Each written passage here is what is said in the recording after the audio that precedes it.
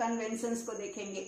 एक और वीडियो बनेगा जिसमें सारे कन्वेंशंस कवर हो जाएंगे। तो हम लोग शुरू करते हैं। इंडिया के लिए पहले एनवायरमेंटल प्रोटेक्शन एक्ट इंडिया में क्या था, तो 19 नवंबर 1986 में इंडियन गवर्नमेंट ने, पार्लियामेंट ने एनवायरमेंटल प्रोटेक्शन एक्ट लागू किया। किस घटना के बाद? भोपाल ट्रेजेडी जो हुई उसके बाद संविधान के आर्टिकल 253 के अंदर एक लोगों के for the protection and development of environment के प्रोटेक्शन, लोगों के लाइफ को डेंजर से बचाने के लिए, प्लांट्स को डेंजर से बचाने के लिए और प्रॉपर्टी को सेव करने के लिए एनवायरमेंटल प्रोटेक्शन एक्ट 19 नवंबर 1986 को लाया गया। ये भोपाल ट्रेजेडी के बाद लाया गया। अगला है national action plan on climate change, जिसको NAPCC कहते हैं, national action plan on climate change. 30 जून 2008, 30 जून 2008 को लागू किया गया और इसको गवर्नमेंट ऑफ इंडिया ने लागू किया। हम इंडिया के कॉन्टेक्स्ट में भी देखें, गवर्नमेंट ऑफ इंडिया ने लागू किया। किस लिए लागू किया? क्लाइमेटिक इम्प्रूवमेंट, क्लाइमेट में इम्प्रूवमेंट लाने के लिए।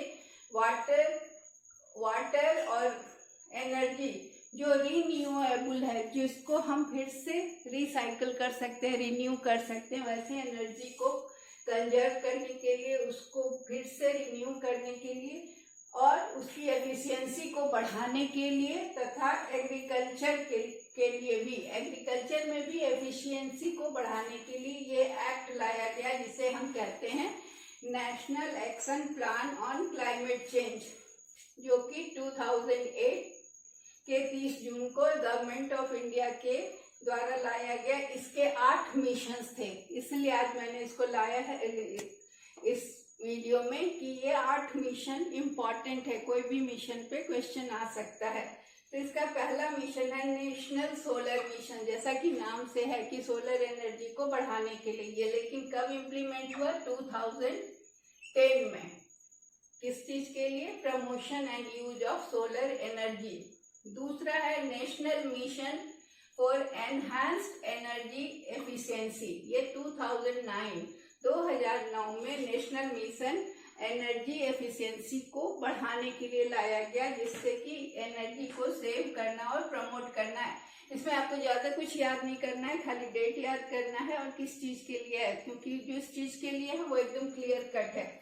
तीसरा है national mission on sustainable habitat, habitat माने रहने का स्थान, 2011। ये एनर्जी कंजर्वेशन को on an urban waste, urban waste मतलब शहर में जो कूड़े होते हैं उससे एनर्जी प्रोड्यूस करना, रिसाइकिल करना और एनर्जी की एफिशिएंसी को बढ़ाना। कहाँ? बिल्डिंग्स में और यूज ऑफ पब्लिक ट्रांसपोर्ट। तो इससे एनर्जी कैसे बढ़ेगी? पब्लिक ट्रांसपोर्ट को यूज करने से क्या होगा? पेट्रोल की खपत कम होगी, लोग पब्लिक ट्रांसपोर्ट को यूज करेंगे तो एक साथ बहुत सारे लोग जा पाएंगे। और प्राइवेट ट्रांसपोर्ट को यूज करने से हर व्यक्ति जब अपनी गाड़ी से जाएगा तो एनर्जी की खपत ज्यादा होगी। इन सब चीजों को चेक करने के लिए national mission on sustainable habitat लाया गया 2011 में। अगला है national waste mission, water mission. Water mission का मतलब है कि वाटर को प्रिजर्व करना और पानी का जो वेस्टेज है उसको चेक करना। हम लोग हमेशा देखते हैं कि पानी वेस्ट बहुत होता है इंडिया में, तो इसको चेक करने के लिए मिशन आया। अगला है national mission for sustainable Himalayan ecosystem. तो हिमालय में जो जैव विविधता है, जो फ्लोरा फौना है हिमालयन रीजन में, उसको प्रिजर्व करने के लिए national mission on sustainable Himalayan ecosystem को लाया गया। उसके बाद है national mission for green India.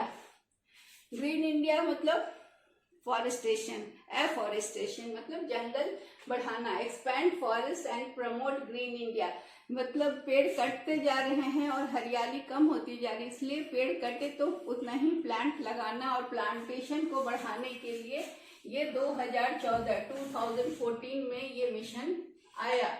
फिर है national mission for sustainable agriculture, agriculture को सस्टेनेबल बनाना। सस्टेनेबल मतलब होता है सतत विकास। सतत विकास का मतलब होता है कि हम जो भी चीज को यूज कर रहे हैं, नेचुरल रिसोर्सेज को, उसका इस तरह से यूज करें, इस तरह से जुडिशियस यूज करें कि हम तो यूज करें ही, हमारे आने वाले जनरेशन के लिए भी वो बचा रहे, वो आने वाले जनरेशन भी उसे यूज कर पाए। तो उसको सॉइल का हेल्थ को मैनेज करना, management, soil health management, integrated farming, use of water efficiency के द्वारा एग्रीकल्चर को सस्टेनेबल बनाया जा सकता है। ये मिशन 2010 में शुरू हुआ। फिर है national mission on strategic knowledge for climate change through research.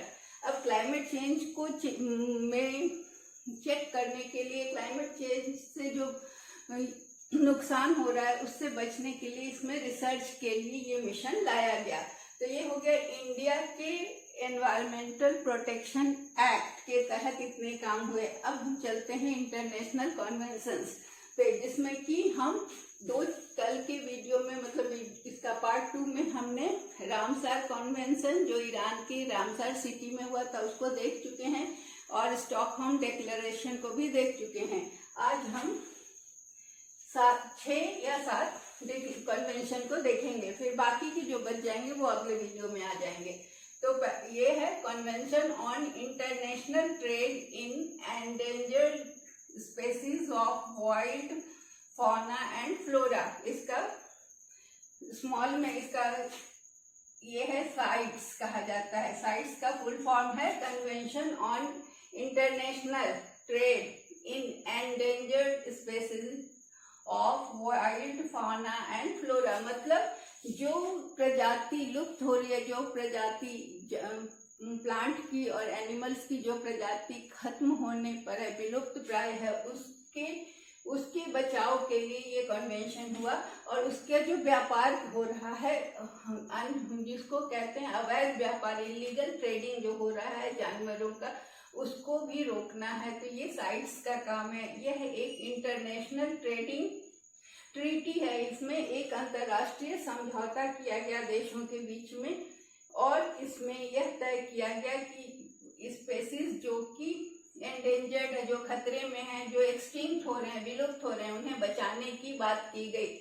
यह पहले 1963 में ये बुलाई गई मीटिंग इसको चेक करने के लिए। किसके द्वारा? IUCN। IUCN कौन है? International union for conservation of nature and natural resources का ये संस्था है, जिसके द्वारा मीटिंग कॉल किया गया 1963 में, और 1974 में ये साइन किया गया। 21 नेशंस ने इसमें साइन किए। कहाँ हुआ ये काम? वॉशिंगटन में, वॉशिंगटन DC। तो इसको वॉशिंगटन कन्वेंशन भी कहा जाता है। तो convention on international trade in endangered species of wild fauna and flora, जिसको साइट्स कहते हैं, उसे वॉशिंगटन कन्वेंशन के नाम से जाना जाता है। तो ये आपका क्वेश्चन हो सकता है कि साइट्स को और किस नाम से जाना जाता है, तो हम क्या लिखेंगे? Washington convention. ये यूनाइटेड नेशंस एनवायरनमेंट प्रोग्राम के द्वारा, UNEP के द्वारा कराया गया। और वर्ल्ड वाइल्ड लाइफ डे मनाया जाता है कब? 3 मार्च को। 3 मार्च को इसमें यह तय हुआ कि world wild life day celebrate होगा 3 मार्च को। अब out of 34 global biodiversity hotspot है पूरे वर्ल्ड में, उसमें 4 इंडिया में हैं। कौन कौन से हैं इंडिया में? एक है वेस्टर्न घाट्स, दूसरा है सुंदरलैंड, तीसरा है हिमालय और चौथा है इंडो बर्मन रीजन। ये हॉट स्पॉट हैं ग्लोबल बायोडाइवर्सिटी के, इसलिए इस एरिया में ज्यादा ध्यान देने की जरूरत है, इनको प्रोटेक्ट करने की जरूरत है। यहाँ एंडेंजर्ड स्पेसीज को नहीं होने देना, उसे प्रोटेक्ट करना है। दूसरा है कन्वेंशन ऑन माइग्रेटरी स्पेसीज। वैसे बर्ड्स जो एक देश से दूसरे जगह जाते हैं, इसे हम कहते हैं CMS, इसका शॉर्ट फॉर्म है। ये 1979 में हुआ था। इसको किस नाम से जाना जाता है? Bonn convention. ये protects 137 migratory species across the globe. पूरे संसार में ये 137 प्रजाति जो माइग्रेटरी स्पेसीज हैं, जो उड़कर एक देश से दूसरे देश में जाते हैं सीजन के हिसाब से, जिसमें साइबेरियन क्रेन का नाम हम जानते हैं। भरतपुर में हमारे यहाँ बहुत सारे बर्ड्स आते हैं जो माइग्रेटरी बर्ड्स होते हैं। उनकी स्पेसीज को बचाने के लिए ये convention on migratory species CMS हुआ था 1979 में।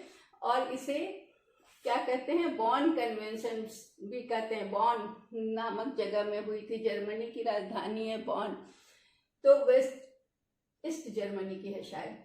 ये 137 माइग्रेटरी बर्ड्स की रक्षा करने की बात की गई, इसमें करता है। और ये 6 नवंबर 1979 को साइन किया गया और लागू कब से हुआ, 1 नवंबर 1983 को। तो ये बॉन कन्वेंशन हुआ। तीसरा है convention of biological diversity, CBD, biological diversity in 1993 में ये लागू हुआ। इसे रियो डी जेनेरो भी कहते हैं समिट। ये बायोडाइवर्सिटी का कंजर्वेशन, जैव विविधता का कंजर्वेशन, सस्टेनेबल डेवलपमेंट और इक्विटेबल शेयर बेनिफिट्स, ये किस चीज पर बेस्ड है, मॉन्ट्रियल बायोडाइवर्सिटी अथॉरिटी कनाडा पर आधारित है। इसमें 196 नेशंस ने पार्टिसिपेट किया था। कहाँ किया था, रियो डी जेनेरो में, रियो डी जेनेरियो भी बोलते हैं। मॉन्ट्रियल प्रोटोकॉल, ये तो बहुत, मॉन्ट्रियल प्रोटोकॉल बहुत नामी है, आपने सबने सुना होगा। ये ग्लोबल एग्रीमेंट है किस चीज पे, ओजोन लेयर को बचाने के लिए। जो इसमें क्या है कि वैसे सब्सटेंसेस जो ओजोन लेयर को डिप्लीट करते हैं उसका एमिशन को कम करना है। हर देश ने इस पे साइन किया, बहुत सारे देश ने, और प्रॉमिस किया कि वो फेज आउट करेंगे, मतलब जो गैसेस उनके यहाँ से एमिशन होते हैं और जो ओजोन लेयर को नुकसान पहुंचाते हैं उसमें कमी लाएंगे।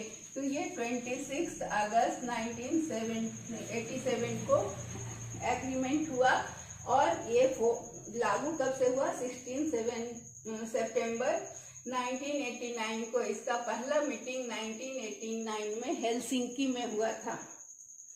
ये इसका सबसे रिसेंट है किगाली अमेंडमेंट। किगाली अमेंडमेंट बहुत इम्पोर्टेंट है।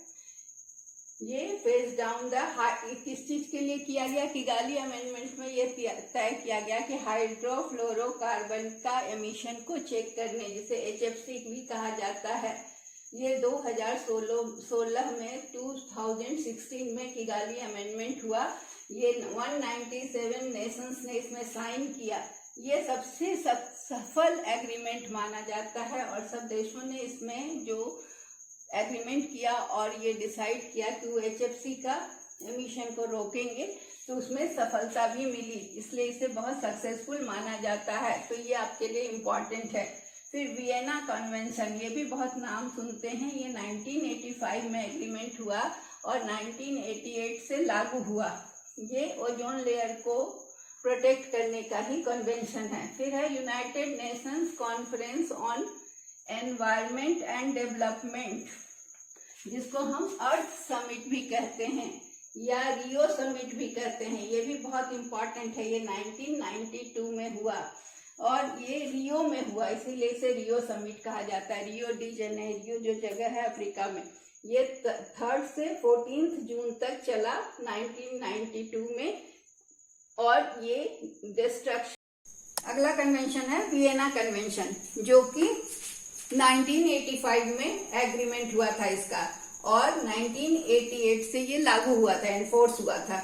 और ये वियना कन्वेंशन में ओजोन लेयर को प्रोटेक्ट करने के लिए ये कन्वेंशन था और इसके लिए एग्रीमेंट हुआ था। अगला है United Nations conference on environment and development, environment and development. ये कॉन्फ्रेंस जो था इसे अर्थ समिट के नाम से जाना जाता है या रियो समिट भी कहा जाता है। ये बहुत इंपॉर्टेंट समिट है एग्जामिनेशन पॉइंट ऑफ व्यू से भी। ये रियो में हुआ था, रियो डी जेनेरियो जो है, जो ब्राजील की राजधानी है, और ये रियो समिट के नाम से जाना जाता है और 3 से 4 जून तक 1992 में चला था। इसका उद्देश्य था कि जो भी नेचुरल रिसोर्सेज हैं उसके डिस्ट्रक्शन को चेक किया जाए। जो नेचुरल रिसोर्सेज का डिस्ट्रॉय किया जा रहा है लोगों के द्वारा, उसको चेक करने की बात कही गई है इसमें। अगला है क्योटो प्रोटोकॉल। ये भी बहुत इम्पोर्टेंट है। ये 1992 में हुआ था और इसका उद्देश्य था green house effect gas emission को रोकना। इसको 11 दिसंबर को साइन किया गया था 1997 में। और ये एनफोर्स कब हुआ या इफेक्टिव कब से हुआ, तो 16 फरवरी 2005 से इसे लागू किया गया। इसमें 192 नेशंस ने पार्टिसिपेट किया था। इसको दोहा अमेंडमेंट के नाम से भी जाना जाता है। तो हमने क्या देखा कि क्योटो प्रोटोकॉल को दोहा अमेंडमेंट के नाम से जाना जाता है और इसको United nation conference on environment and development को अर्थ समिट या रियो समिट के नाम से जाना जाता है। तो ये सब चीज हम लोग को याद रखना है और किगाली अमेंडमेंट भी हमको याद रखना, ये भी इम्पोर्टेंट है। ऐसे तो सारे इम्पोर्टेंट हैं। I think it will help you. Thank you.